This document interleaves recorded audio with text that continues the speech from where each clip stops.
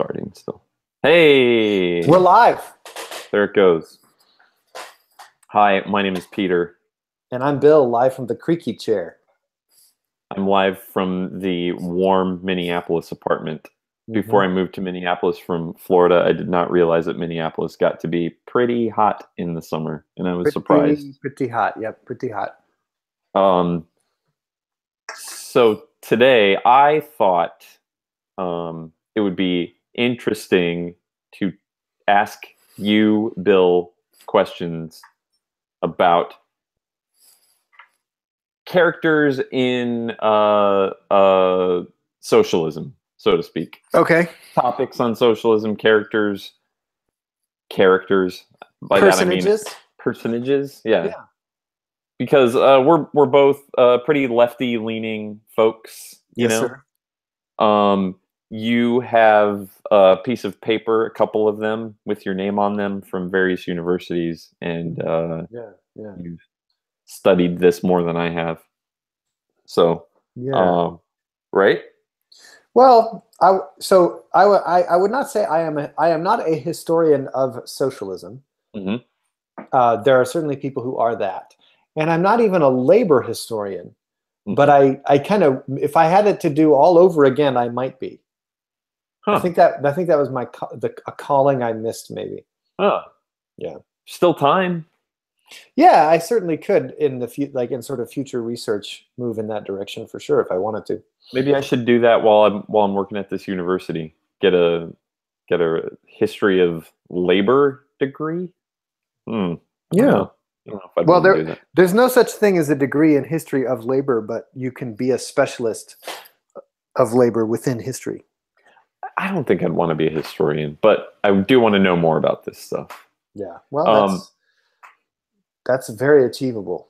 Yeah, and so here's how we arrived. We're going to talk about. I'm going to ask you questions about Eugene Debs as a guy who doesn't know much about Eugene Debs. But the reason that I thought he would be interesting to talk about, here's how I arrived at that.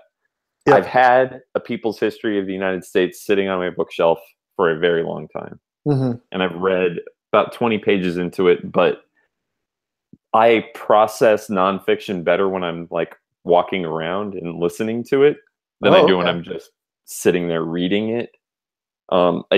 It's hard for me to sit and read nonfiction. Yeah. So I can take it in better, and I retain it better if I'm walking around and listening to it audibly. So I looked on our library website for the audiobook for People's History, and they actually had it. I was like, oh, that's great. But they have 10 copies or 12 copies or something, and I'm number 60 in line. Right. So put my name on the hold list, and then it said, while you wait, you might want to check out this book by Chris Hedges called The Death of the Liberal Class. And in that book, which I sort of just took on a whim, he started quoting Eugene Debs all over the place. I was like, whoa, this guy seems really interesting. He just had really fiery quotes about the master class and being the one to decide when wars happen, and the working class sort of following along and stuff. It was good, clear stuff that I thought would be really cool. And he said a little bit about Eugene Debs in his life. So that's my pre-knowledge that I'm coming into this with, and a little bit of American history from when I was an undergrad, but I don't remember much. Yeah.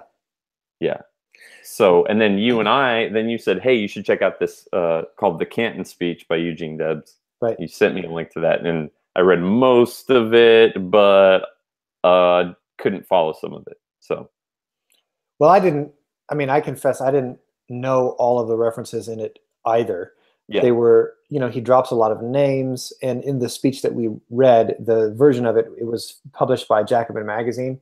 And so the Jacobin editors had inserted hyperlinks for many of his references, but not all of them, right? Yeah. Because it's possible that some of the people he was referencing were just didn't end up, making a huge impact once you go past 1918. So they are not lost to history per se, but just kind of not considered historical personages the way that many of the other people that he references are. Yeah. Well, so before that speech thing, though, tell us what you know. Like, who is this guy and why should we care about him? So Eugene Debs was a guy who, he was born in the middle of the 19th century sometime, and he was a labor unionist. I think, as far as I understand, he got into labor unionism as a young man, and he also, I've heard that he was inspired to learn about socialism from reading the works of Victor Hugo, in fact. And Victor Hugo wrote lots of French novels, like he wrote Les Miserables. Yeah, Les Miserables. Yeah. Yeah. And The Hunchback of Notre Dame, also, maybe. I think so. Yeah. Yeah. So I think that Debs' most significant sort of entry onto the historical stage came in the 1890s. He was the head of something that was called the American Railway Union. And in 1893, there was this event called the Great Railroad Strike, or I'm sorry, the Pullman Strike. There was a different railroad strike in 1877 that was called the Great Railroad Strike. The Pullman, in fact, it was a boycott that turned into a strike. So there was this sleeping car company called Pullman Cars. And the Pullman Company, which was based in Chicago, was a huge company in railroad cars. They made a significant percentage of all the railroad cars on all the tracks in America. And it was very much, the factory was very much a company town kind of situation. So the workers at the Pullman factory lived in Pullman's housing, and they were paid partially, not in like actual money, but in scrip that they could only pay, that they could only use at the Pullman store, you know?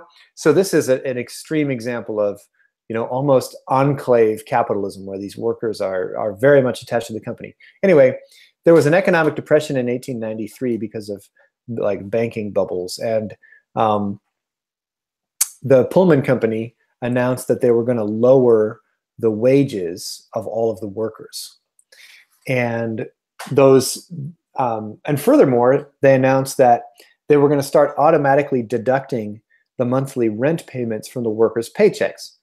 So not only are the workers getting paid less, but they are the rent for their housing is going to be automatically taken out of their paychecks. And I believe that at the same time there was like a dividend payment given to Pullman stockholders or something like that. So it was just, you know, blatant robber baron Gilded Age bullshit. Nothing like this ever happens anymore in the United States, thankfully. Everything is fine now. But yeah, for sure.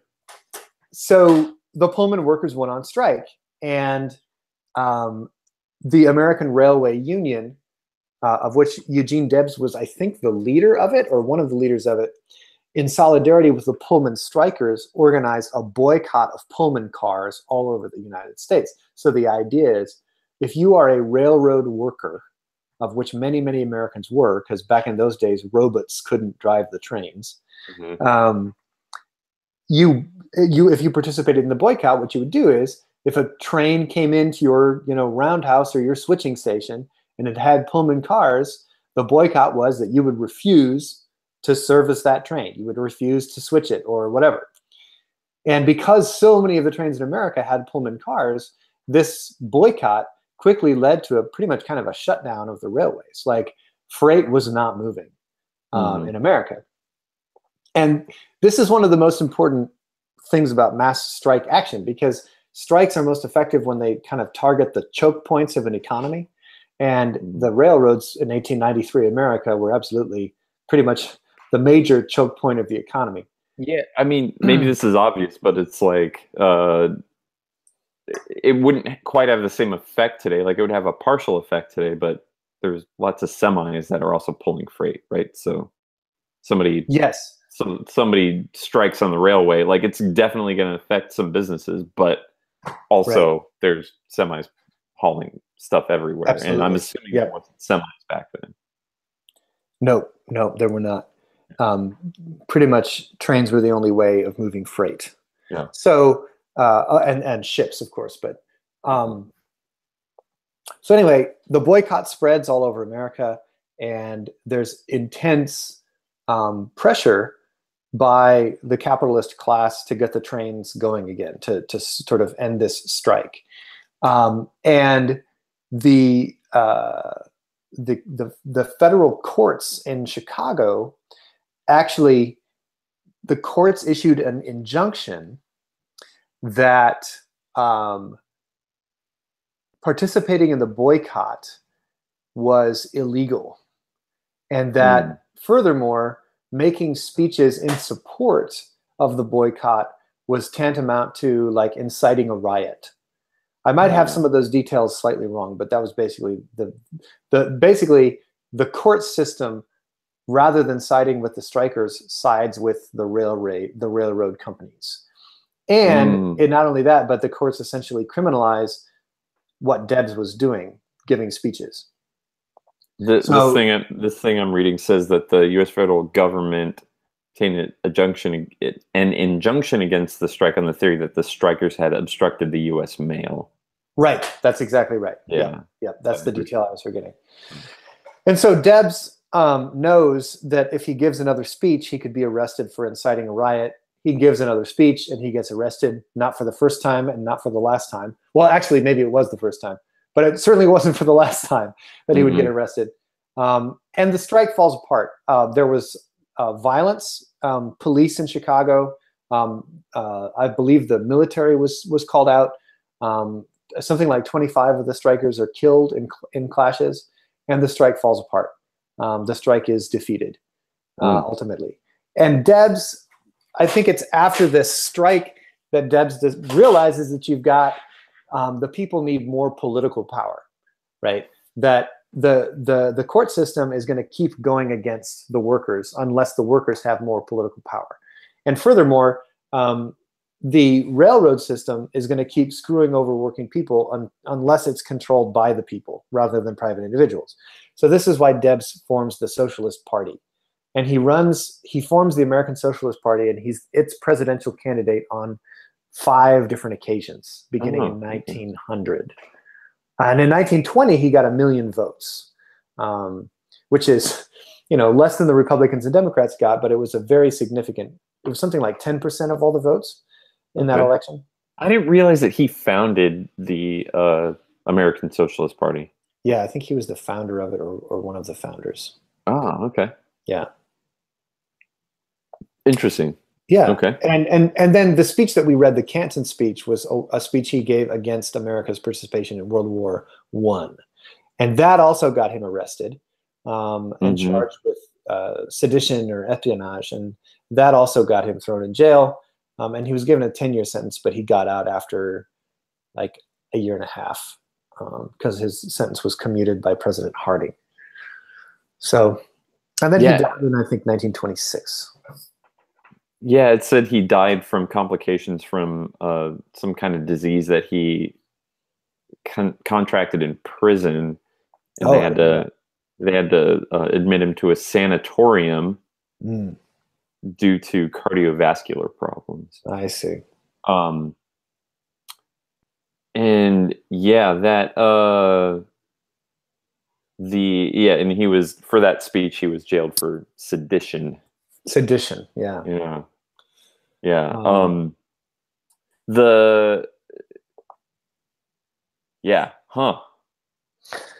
of the things that really struck me about the Canton Speech is how how the issues he's raising have not gone away. So early in the speech, he's talking about how Teddy Roosevelt during World War I was, extremely pro-war. Teddy Roosevelt, he was no longer president at that time, but he was very much in support of the war and was all about America going and making the world safe for democracy and so forth. But Debs points out how not that long before, Teddy Roosevelt had gone and been like wined and dined by the German Kaiser, and just said all these nice things. Oh, the Kaiser's so great. The Kaiser's government is so wonderful. And I was like, well, this is just like how, you know, in the 1980s, when Iraq was at war with Iran, we just, you know, buttered ourselves up to Saddam Hussein and gave him a lot of military aid, and, you know, went over there and shook his hand and called him an ally of America, blah, blah, blah. Oh, and then a few years later, when he invaded Kuwait, it's like, oh man, we all got to get Saddam Hussein now. Yeah. Right. And it's exactly the same thing. The Kaiser was great, and then he invaded France, and then the Kaiser wasn't great. I mean, I bet we could draw parallels till today too. I mean, I don't know. I don't think it's quite to that degree, maybe. But I mean, Trump's definitely shaking hands with Putin and saying he's not that bad of a guy, right? And the one quick little paragraph quote from the Canton speech where he talks about the Kaiser, he's referring to Theodore Roosevelt, and he says he visited Potsdam while the Kaiser was there, and according to the accounts published in the American newspapers, he and the Kaiser were soon on the most familiar terms. They were hilariously intimate with each other and slapped each other on the back. Yep. If you're into mustache porn, you can do some good fanfic about that one. Oh yeah. And after Roosevelt, continuing the quote, after Roosevelt had reviewed the Kaiser's troops, according to the same accounts, he became enthusiastic over the Kaiser's legions and said, "If I had that kind of army, I could conquer the world." Ugh. Yep. Very just similar to the Trump rhetoric. You know, what did he say? What did he say recently? I can absolutely pardon myself, but I'm not going to because I didn't do anything wrong. Yeah. Ugh. Oh man. Yeah, it's terrible. And you know, and other things as well, which is socialism has always been a very internationalist movement. You know, socialism has almost always made common cause with the downtrodden of other countries. It was always anti-colonialist as well, and it always made very clear connections between, you know, the seeking of territory in Africa. You know that, you know, socialists. I mean, you can find exceptions, of course, but in general, socialism was always very internationalist and anti-colonialist, anti-imperialist,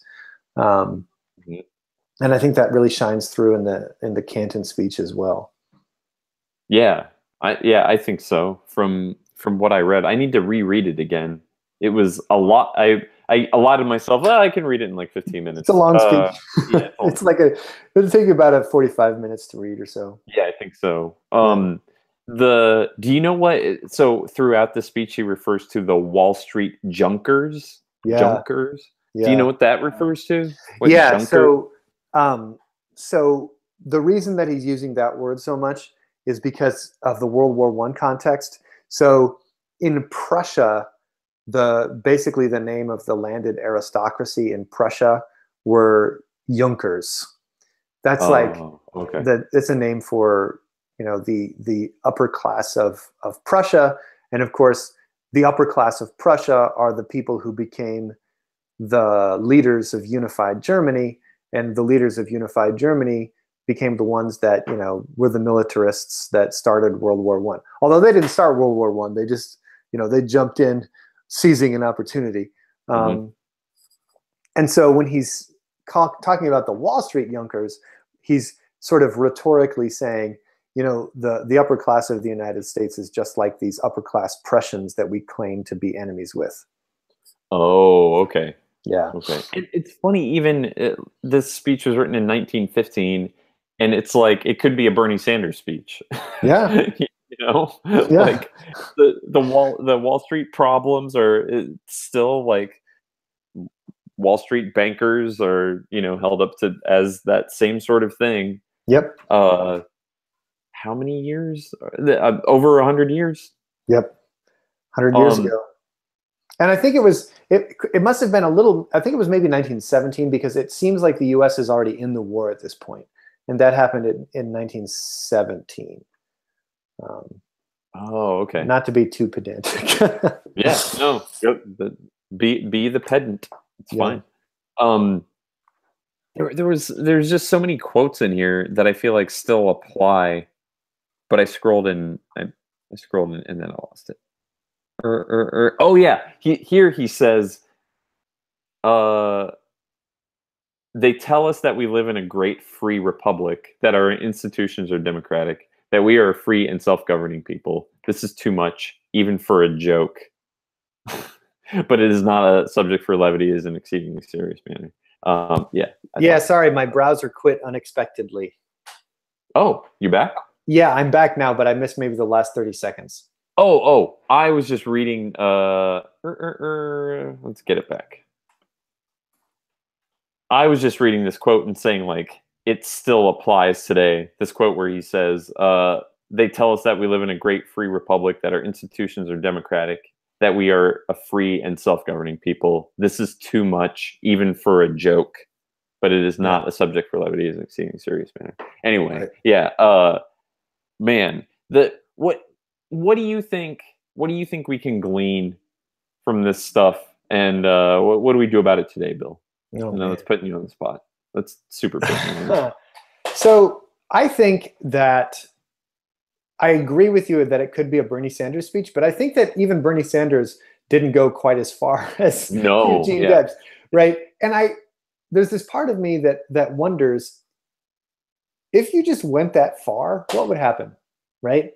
If there was a popular American politician or a popular American figure that went as far as Debs does and what he says, what would be the reaction? And I don't know, right? The optimistic part of me wants to believe that it would make a huge impact and that it would cause a lot of people to kind of consider, oh man, how come when I go to work for 8 hours, I create more value than they pay to me?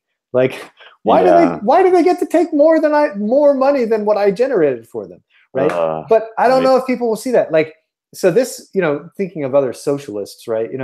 One of the things that it's interesting. I've got this book on my table. I keep meaning to read. I got it for the library at my university, and now, since it's summer, I can finally actually read some of the books I ordered for the library. But anyway, it's by a historian called John Tutino, and it's called The Mexican Heartland. And the title of the book is How Communities Shaped Capitalism, a Nation, and World History. And one of the things that, maybe this is a joke, maybe this is, this is going to be an exaggeration or hyperbole, but you can almost be certain that if a work of history has capitalism in the title, you can almost be certain that is a work of Marxist history, right? Right? Yeah. Like no capitalist writes the history of capitalism. Right. Because the capitalists believe that it's just the laws of nature, right? They don't believe it's a thing that has a history. They think it just is. It just has always been and always will be, because it is just natural and logical and correct. So how can you write a history of something that's natural and logical and correct? Now, can I just interject really quick? Yeah. And maybe this is implicit. Maybe I'm stating the obvious, but I think that the reason they do that is because if you stop and start thinking about it, then it's like seeing, that it's like going behind the curtain and finding the Wizard of Oz is just some dude, exactly. Anyway, exactly. Keep going. Now, so clearly there are exceptions. Like, clearly there are capitalists who, write about capitalism as a thing that has a history, but that's not the political project of capitalism, right? Like, the people who write about the history of capitalism in that way, they don't do that for the mass audience, right? Anything written for the mass audience is about how, like, I think of Thomas Friedman as the worst example of this. Thomas Friedman is this guy who just writes all these books about how, the neoliberal way of the world is just so amazing. Like, he's got this book, The Lexus and the Olive Tree, and the world is flat, and how globalization has just finally kind of brought the world into the place it's supposed to be. Can I ask you a clarifying question? Yeah. this is a genuine question, and I think I've pieced it together. Yep. What do people mean when they say neoliberal or neoliberalism? Oh man. Okay, What this is a what big. is that? This is big. This is a big conversation. So first of all, the answer to that question you just asked is, you ask 10 different people, they'll give you 10 different answers. Can I tell you what I think? Tell you what I think? Yes. So, and this is sort of based on that Chris Hedges book that's talking about like the death of liberalism, right? Mm-hmm. Like, right. The death of the liberal class. So, liberalism, as Chris Hedges sort of describes it, is far, far more left than what liberalism is today. So, I think, if I were defining it with his book, I would say neoliberalism is like it's liberal in name only, kind of.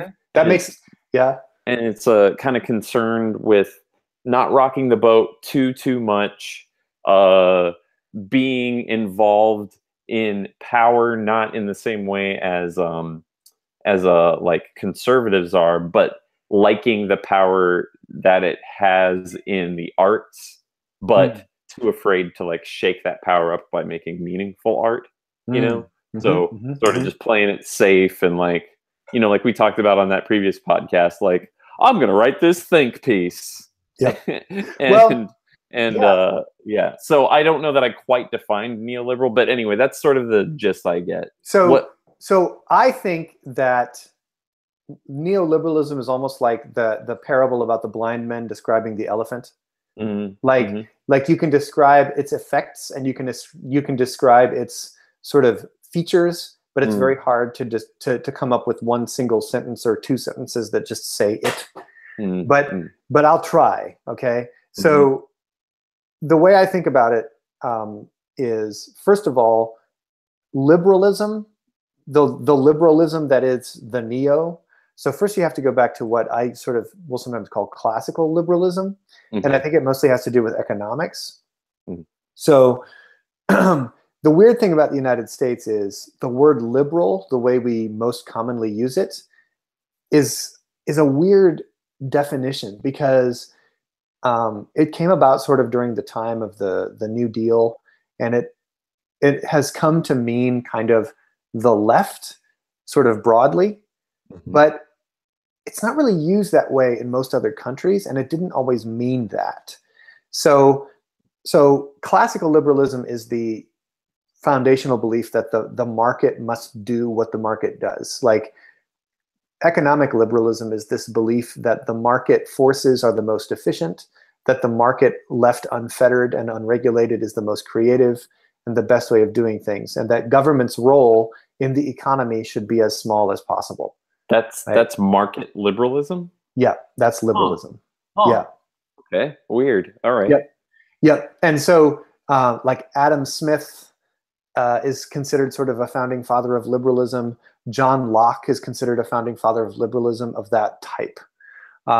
Then there was the political side of liberalism from the Enlightenment, which was that individual rights are very important. Everybody should have individual rights to press, to assembly, to religion, and that sort of thing.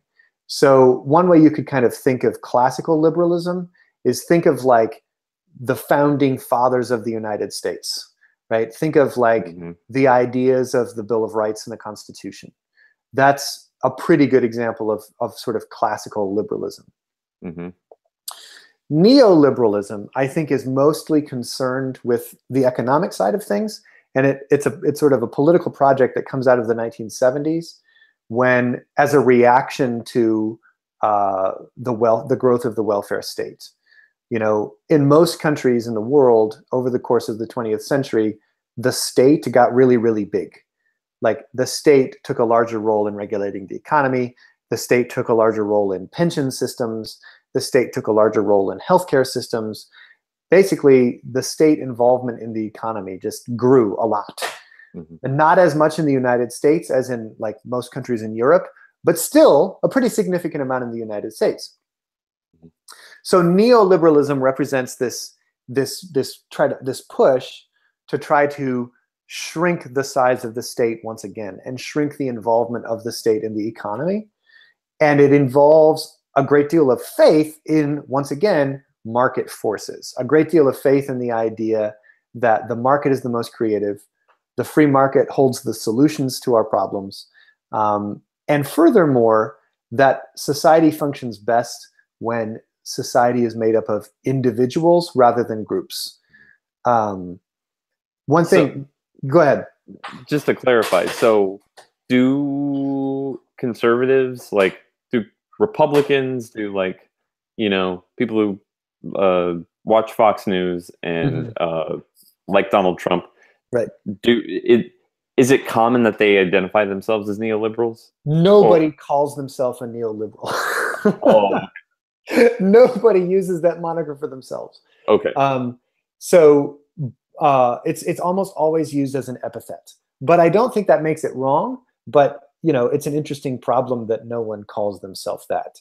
So conservatives, like Republicans, I think most Republicans are neoliberals, because most Republicans are advancing this agenda of shrinking the state, deregulating the economy, empowering corporations, and so forth.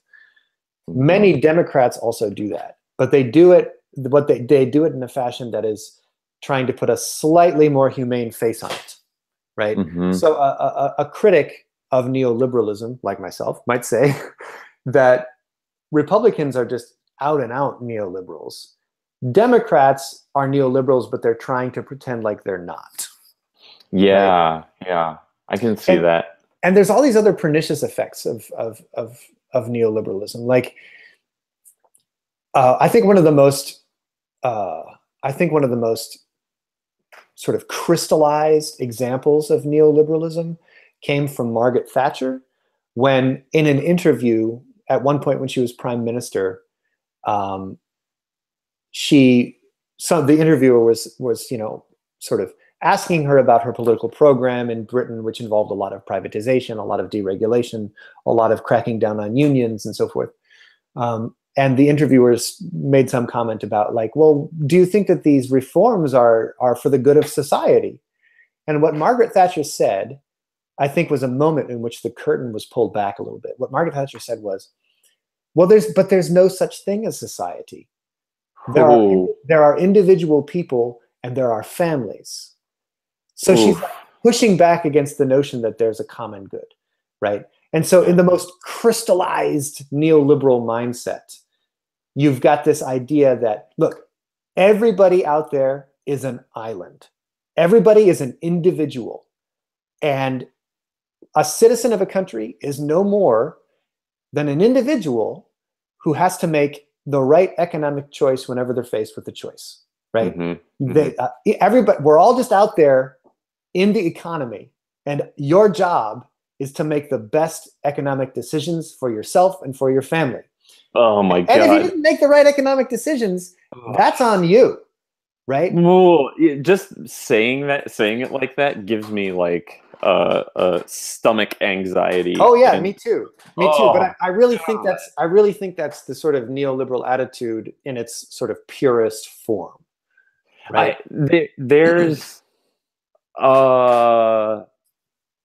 I have heard. I'm trying to figure out how to phrase this. I do not agree with what I'm about to say. Right. I'm struggling with it to understand how it ties in with all of this stuff. Right. I have heard people say, based on, keeping people thinking about each other as individuals, I have heard like people say about Democrats today and liberals and, actual liberal types, lefty types today, the best thing that we can do to benefit conservatives is to keep talking about identity politics. Have you heard that too? I have a lot of thoughts on this as well. Yeah.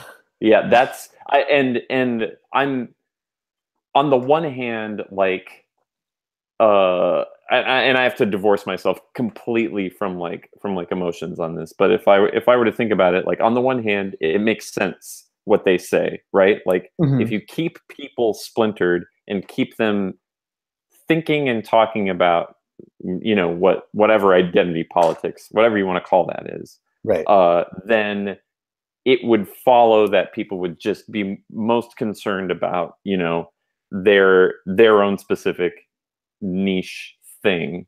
right. However, the opposite side of that, though, is if we are concerned with identity politics, which I think means being sensitive to all gender identities and all genders and like sexualities and stuff, then I think if we do pay attention to that stuff, then that will bring us more together, because we will be we'll all be in the shit together and supporting one another. Right. That's my quick little shorthand, I think. I think that's absolutely right. And in fact, what you just said is what identity politics was always supposed to be.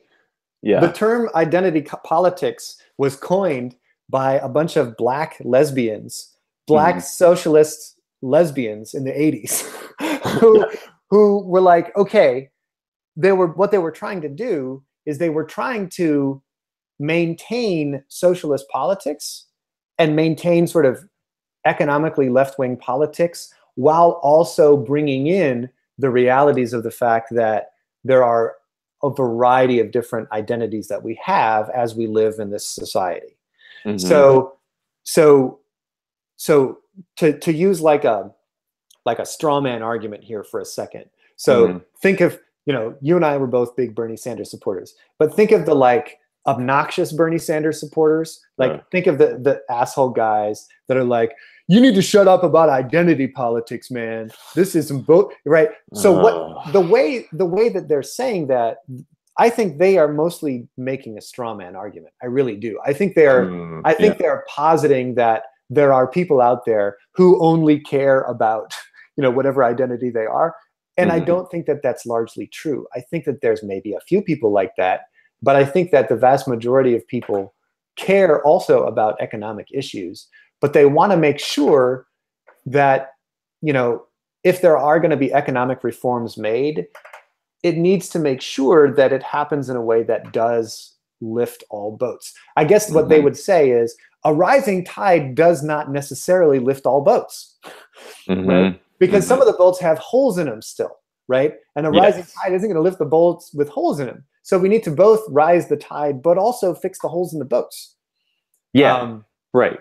And I think that you can point to the New Deal as an example of how lots of people benefited from the New Deal, but a lot of people didn't benefit nearly as much or at all because they were members of certain identities that were like disadvantaged and did not have the privilege of others, right? So if you were a white guy who worked in a kind of factory job in the New Deal, you did great, and people like you did great for the next several decades. But if you were like a black farm worker, you were not initially eligible for Social Security. You were not initially included in minimum wage and maximum hours laws. If you were a woman who was a school teacher, you were not initially eligible for Social Security, and so forth and so on.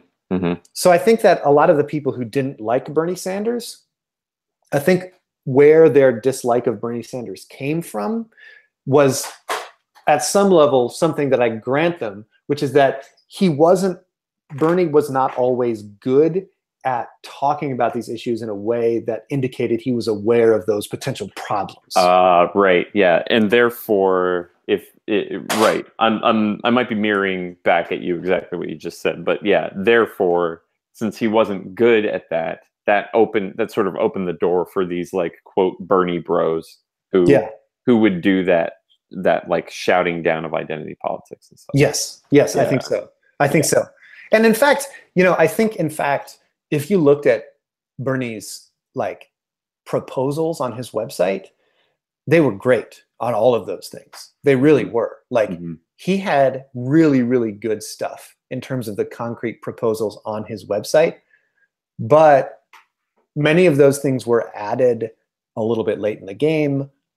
He didn't necessarily do the best job of bringing those into his stump speeches. And he didn't really do enough. He didn't have, unfortunately, to win the Democratic primary, there are certain sort of like song and dance kind of hoops you have to jump through glad handing with the right people, and he just didn't do that stuff. Yeah. And so he didn't win. He got close, but he didn't win. Yeah. Yeah. How, let's see. Do we want to bring it back to Debs and close it out somehow? So I think Debs is interesting because Debs is also talking about a time at which a real alternative to capitalism was entering the world. And what's interesting about this is that you can see all of the optimism around the Soviet Union. Like, it was a beacon of hope to people. It really was. Yeah, I noticed, and maybe we should do this in a follow-up or something, but like, he's talking about Lenin and Trotsky. Yeah. I know nothing about those people. Yeah, man. I know a little bit about Lenin and Trotsky. All right. Well, maybe not super much, but I know enough to, have a conversation sort of equivalent to this one. yeah, that'd be cool. We should do that. Because I get, and I'm just going to admit my ignorance. I get Lenin and Stalin confused. Yeah, their names are similar. Yeah. I'm like, wait, and they were both code names. Neither of those were their real name. Oh, interesting. Yeah, interesting. Yeah, like and so I get confused when I see these socialist guys like Debs saying, and then Lenin, Yep. Wait, wasn't that? So anyway, keep going. Yes. So then the Soviet Union, was this big socialist model for other people to follow. Now, of course, there were things that were about the Soviet Union that were just absolutely horrible. But this kind of goes back to neoliberalism for a second. Mm-hmm. This is I can't remember where I stole this from, but someone described neoliberalism. Neoliberalism is what capitalism becomes when it no longer has a genuine rival to keep it honest.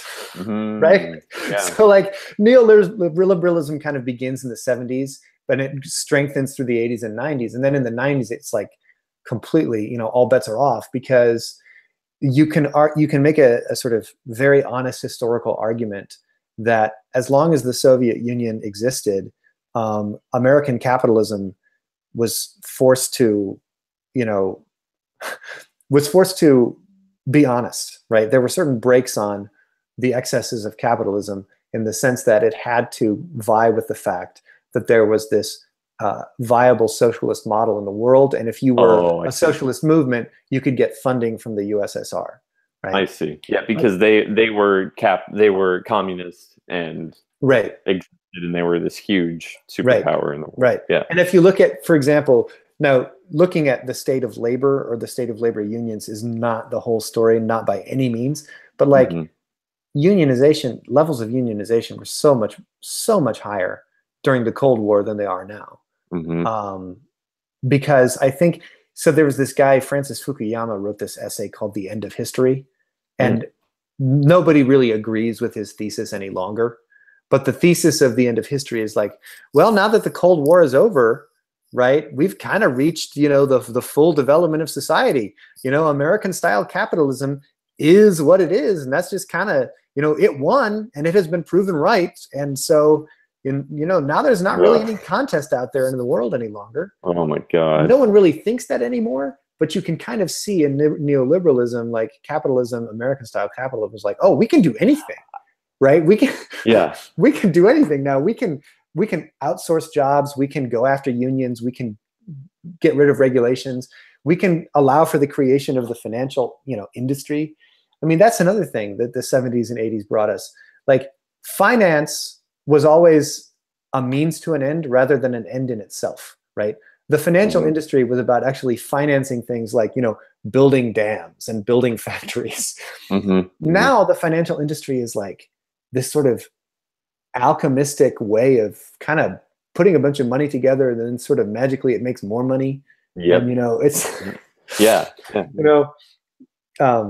hedge funds and whatnot, whatever those exactly are. Yeah. We're in the middle of another, the housing bubble, and then we've got a credit card bubble, we've got a student loan bubble. We just got bubbles. It's bubbles all the way down. It's bubbles all the way down. I mean, I forget where I heard this story. So I don't know. It's going to be a fruitless story. It's something about like a teacher was trying to illustrate something about how the errors of capitalism, and he was trying to. He said he is the boss in charge of all of these students, and he points at his students and says, like, you students are the workers. I control how much you get to eat. I control how much you get paid, and therefore I control like where you get to live and how much free time you have. I am the person in control of all of that stuff. So what do you have that I don't have? Something like that. And then it's like a class of fifth graders. Where did I hear this story? I don't remember. And then there's a pause, and one of the kids goes, "There's more of us than there are of you." Yeah. And I feel like maybe that's kind of a basic bow to put on all of this, but I think that's what Debs offers is like, if we can get some fucking unions going, right. Like there are so many people that are getting screwed over by all of this stuff. Yeah. And we just got to get there's more of us than there are of them. Right. Yeah. Like, and way more. Yeah. And I think that the teacher strikes that happened this spring were really encouraging because public opinion was mostly with them, and strikes work, right? Strikes have the potential to gain the sympathy of most people. Like I would just love it so much if I woke up one morning and the news headline was, "None of the workers at Amazon warehouses came into work today." How great would that be? Or even better, all of the Amazon workers are refusing to leave the warehouse. They're doing a sit-down strike. Yeah. Like all of the Amazon warehouses across the country. Yeah. Like imagine the power of that. Yeah. Just imagine. But that Chris Hedges book that I was reading, it was saying that one of the reasons that his whole thesis is like death of the liberal class. One of the reasons he's saying that that's not going to happen is because the liberals, and I guess by that I'm saying like most commonly just the Democratic Party. Right.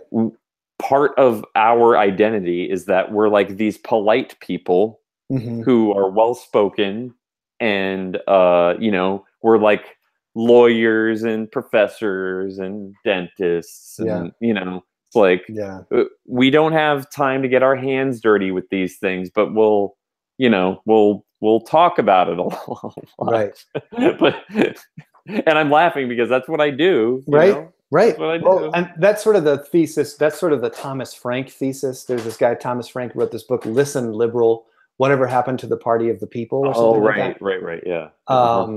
And he kind of says the same thing, that sort of the Democratic Party kind of fell in love with the sort of professional class and kind of left behind the working class. Now, I say that, and it sounds like I'm playing into this Trump narrative, and I don't mean to play into the Trump narrative, because so many think pieces have been written about how the Democratic Party doesn't appeal to regular Joe Sixpacks anymore, and it's like, okay, nor does it appeal to millions and millions of Black and Hispanic and Asian working class people. Voter turnout, low voter turnout is not because those people are bad. Right? You see that so much. It's like, oh, these people, they don't vote. It's like, they don't feel compelled to vote for this. Right. Yeah. And yes, I understand the frustration. Yes, it's like, okay, if you said that there was no difference between Hillary Clinton and Donald Trump, that was dumb. Clearly, if this was a Hillary Clinton administration, things would not be as bad as they are now. There's no question in my mind that things would be a lot better than they are now. Right. But that doesn't mean that the people who didn't feel inspired to go vote were wrong in not feeling inspired to go vote. Yeah, I agree. Yeah. I totally agree with that. Yeah, you can't, it's like, this is a really bad, this is maybe not the best analogy, but it's like, blaming a user for the bad program that you created. Right. And then not wanting to use it. Well, it does all that you want it to do. Yeah, but I don't like Yep. And I mean, and let's be clear, there has been a lot of very, very nasty voter suppression kind of measures put in. Oh God, that has absolutely had an effect. I recognize that 100%. Yeah. And that is something that we have to fight against tooth and nail, and we have to try to restore the right to vote as something that is widely available and easy to do. Yeah. All of that said, I still think that there's a problem in terms of like giving people something that they really want to go vote for in the affirmative. You know? Right. Yeah, yeah. So, and then that ties it back to that what was the guy's name? Monbiot, George Monbiot. Right. His whole idea that we don't have a story anymore. The redemptionist narrative. Yeah. You know, we're throwing facts at people and trying to like get people emotionally tied into a thing with facts, and it's just not going to work. Right. Like, you got to have that redemption narrative. Yep. And Debs was really good at rabble rousing. Wait, let me read that thing that I texted to you. Maybe we'll close on that. What do you think? All right, sounds good. I'm not going to do this justice at all. We need to get Mark Ruffalo. Yeah, we got to get Mark Ruffalo up in here. The world is daily changing before our eyes. The sun of capitalism is setting. The sun of socialism is rising. Oh, no, it didn't. It is our duty to build the new nation and the free republic. We need industrial and social builders. We socialists are the builders of the beautiful world that is to be. We are all pledged to do our part. We are challenging you this afternoon in the name of your own manhood and womanhood. Hopefully, I'd like to think he would include personhood, or something in there if it was today. To join us and do your part.